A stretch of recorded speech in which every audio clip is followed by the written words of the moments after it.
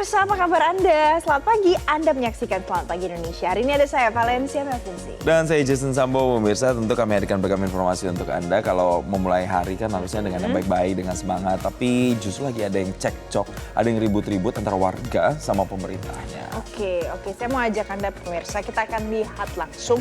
Ini adalah cekcok soal proses pencocokan objek eksekusi atau konstatering di lahan eks pendidikan guru sekolah dasar, lokasinya di Kota Kendari, Sulawesi Tenggara, yang akhirnya berujung ricuh.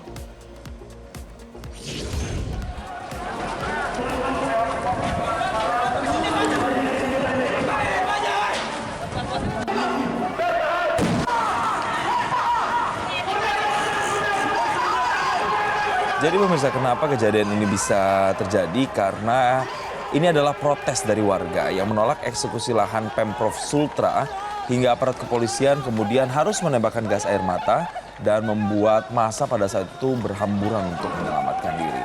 Jadi memang pada saat kericuhan itu ada penembakan gas air mata yang dilakukan untuk bisa membuka jalan kepada Panitera Pengadilan Negeri Kendari dan BPN untuk melakukan pencocokan objek eksekusi yang ini jadi akar permasalahan di sana karena massa itu menolak adanya konstatering ini, penolakan konstatering.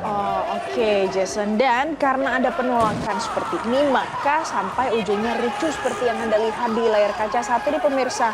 Banyak yang lempar-lempar batu, kemudian aksi bakar-bakar. Ini kita lihat banyak kepulan asap hitam bahkan. Nah, alasannya mengapa massa menolak pencocokan objek eksekusi ini karena lahan ini merupakan tanah yang dihibahkan kepada Pemprov Sultra untuk kegiatan pendidikan dan juga pembangunan pendidikan guru sekolah dasar. Bukan untuk dimiliki, maksudnya itu seperti itu, Jason. Dan dalam peristiwa ini sayangnya memang ada 3 warga yang diamankan petugas dan ada informasinya bahkan Kapolres di sana itu terkena lemparan batu begitu. Tapi yang jelas warga sangat menolak karena merasa membayar pajak. Kalau misalnya ini diklaim sebagai tanah Pemprov, kenapa mereka harus bayar PBB? Katanya sih seperti itu.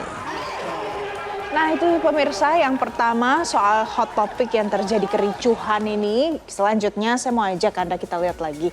Ini juga nggak kalah menarik dan penting karena ada satu unit truk tangki BBM terbakar di sebuah gudang di Kota Jambi itu hari Kamis malam. Dan naasnya Jason, ada satu orang yang ditemukan tewas di lokasi dengan kondisi tubuh terbakar. Jadi kita lihat pemirsa, ada truk tangki BBM milik PT Putra Maule Energi. Nah ini dia kurang lebih kejadiannya pada saat itu. Ini mobil tangkinya yang terbakar di dalam sebuah gudang yang diduga dijadikan tempat penimbunan BBM di Kelurahan Bagan Pete, Kecamatan Alam Barajo di Kota Jambi. Nah, ada banyaknya muatan BBM yang ada di dalam tangki ini membuat tentunya api cepat membesar sehingga kemudian merambat pemirsa ke bagian gudang lainnya. Jadi kurang lebih informasinya ada sebanyak kurang lebih 5 unit armada damkar yang kemudian dikerahkan ke lokasi kejadian untuk bisa memadamkan api yang terjadi di sana. Nah, yang kemudian membuat publik jadi gempar dan juga berduka karena dalam peristiwa ini pemirsa ada satu orang korban jiwa yang tewas terbakar di dalam sana.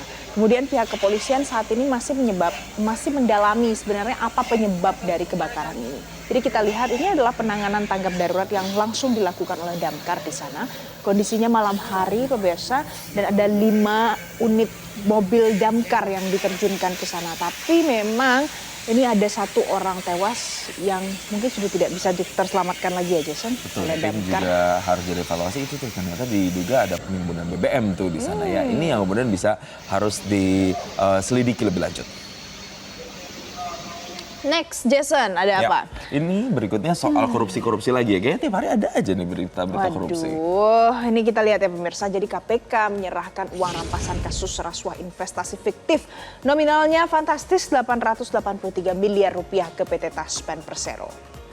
Jadi pemirsa, uang sebanyak itu atau dana itu yang kita lihat sama-sama di visual ini berasal dari perkara Direktur Utama PT Insight Investment Management Ekiawan Heri Primarianto dan PLT Deputi Penindakan dan Eksekusi KPK Asep Guntur Rahayu menjelaskan bahwa uang tersebut diserahkan ke Taspen didasari putusan pengadilan yang sudah berkekuatan hukum tetap. Jadi akan diserahkanlah intinya ke negara. Oke, itu yang Anda lihat itu pemirsa di bagian belakang yang ditampilkan kepada publik itu adalah nominal uangnya 883 miliar rupiah. Ini yang pada akhirnya sudah diserahkan kembali ke PT Taspen Persero. Banyak ya kalau kita lihat dari gambarnya itu. Dan Jason, kalau menurut Asep, soal pengembalian uang ke PT Taspen ini penting untuk pengembalian kerugian negara. Terbilang kerugiannya itu dirasakan pada para pensiunan Taspen. Itu yang kemudian banyak hak-hak dari pensiunan Taspen yang harusnya bisa merasakan begitu ya manfaatnya. Dan KPK ini menegaskan nanti akan mengupayakan semua uang yang sudah dikorupsi dalam kasus ini dikembalikan ke negara. Total yang diserahkan belum sepenuhnya, ini uang kerugian dalam kasus ini. Tapi kalau kita melihat sekarang banyak ya narasi-narasi dari pemerintahan termasuk dari Presiden Prabowo sendiri yang akan menggunakan nanti uang-uang sitaan korupsi untuk berbagai hal program-program pemerintahan atau mungkin menyelesaikan program yang belum selesai juga. Iya, berarti intinya uang korupsi itu banyak ya? Uang korupsinya banyak. Bisa bikin banyak hal positif gitu loh. Jelajahi cara baru mendapatkan informasi. Download Metro TV Extend sekarang.